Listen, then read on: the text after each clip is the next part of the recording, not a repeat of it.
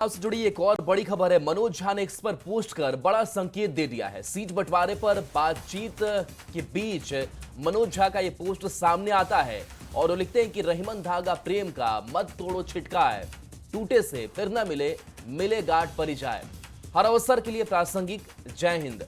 मनोज झा के पोस्ट के बाद अब गठबंधन पर चर्चा होने लगी है। तो देखिए, महागठबंधन में अभी अगर बात करें तो सीट शेयरिंग का फॉर्मूला कुछ सामने आया नहीं है, लेकिन इन सब के बीच लगातार जो सिंबल बांटने का सिलसिला है वो शुरू हो गया है। और ऐसे में अगर पोस्ट सामने आता है और मनोज झा बड़े नेता आरजेडी के, और वो कहते हैं कि अगर इस बार कुछ मनमुटाव होता है, टूटता है, तो फिर जुटता जल्दी से नहीं है। संकेत कई है, देखना दिलचस्प होगा क्या फॉर्मूला निकलकर सामने आता है।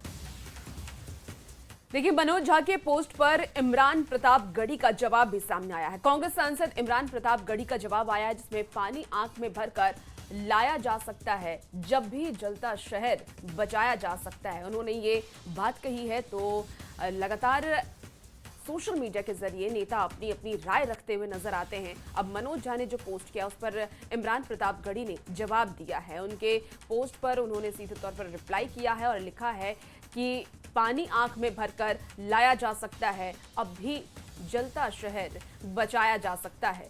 तो ये पोस्ट जिसमें इस पर सियासत भी खूब हो रही है।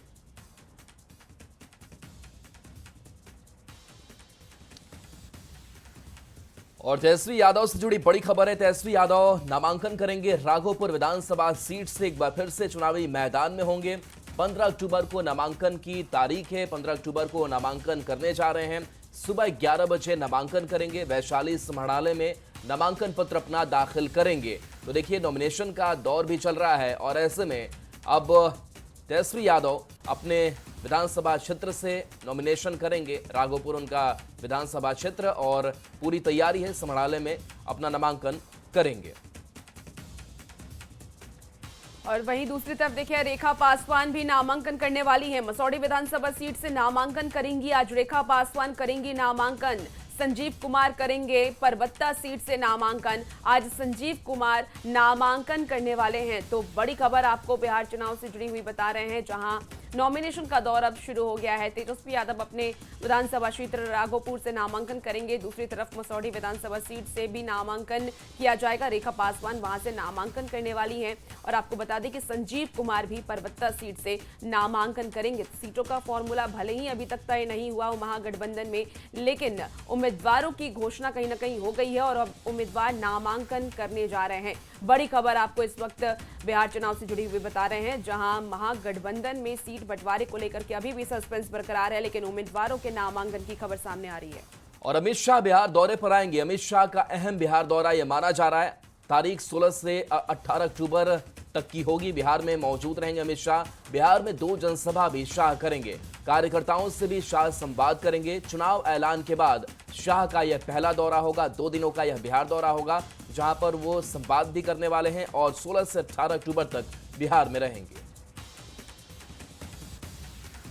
तो बिहार दौरे पर अमित शाह आ रहे हैं और चुनावी घोषणा के बाद पहला दौरा अमित शाह का। इससे पहले भी कई बार का दौरा अमित शाह का बिहार के लिए हो चुका है, क्योंकि अब कह सकते हैं कि अब वोटिंग काफी नजदीक है और ऐसे में चुनावी प्रचार में भी ये पार्टियां उतरेंगी। लेकिन उससे पहले अमित शाह एक बार फिर से बिहार में और बिहार की जनता से संवाद करेंगे। इसके साथ साथ एक बार फिर से अपने कार्यकर्ताओं को एक्टिवेट करेंगे और एनडीए की एकजुटता को लेकर भी काम करेंगे।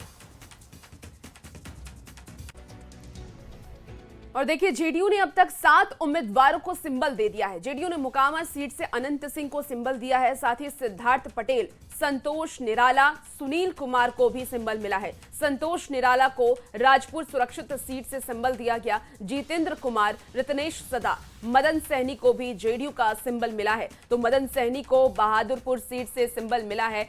देखिए, जेडीयू ने अपने 7 उम्मीदवारों की घोषणा कर दी है और 7 उम्मीदवारों को सिंबल दे दिया है। अलग अलग सीटों से ये सिंबल दिया गया और एनडीए में सब कुछ ठीक है। इस वक्त सीटों का बंटवारा हो चुका है, लेकिन कल जो प्रेस कॉन्फ्रेंस होने वाली थी वो टल गई है। हालांकि जेडीयू की तरफ से 7 उम्मीदवारों की घोषणा कर दी गई है।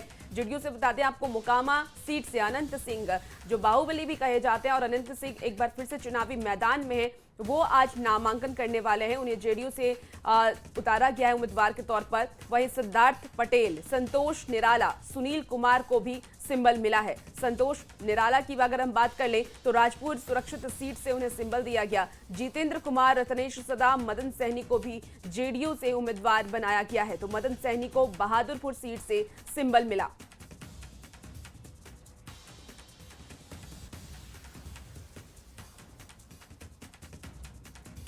तो अनंत सिंह आज अपना नॉमिनेशन फाइल करेंगे, मोकामा सीट से नामांकन करेंगे। जेडीयू की टिकट पर नामांकन अनंत सिंह का होगा और अनंत सिंह को जेडीयू का सिंबल भी मिल चुका है। और सबसे पहले फेसबुक पोस्ट के जरिए उन्होंने बताया भी था कि वो नॉमिनेशन आज की तारीख के दिन करने वाले हैं।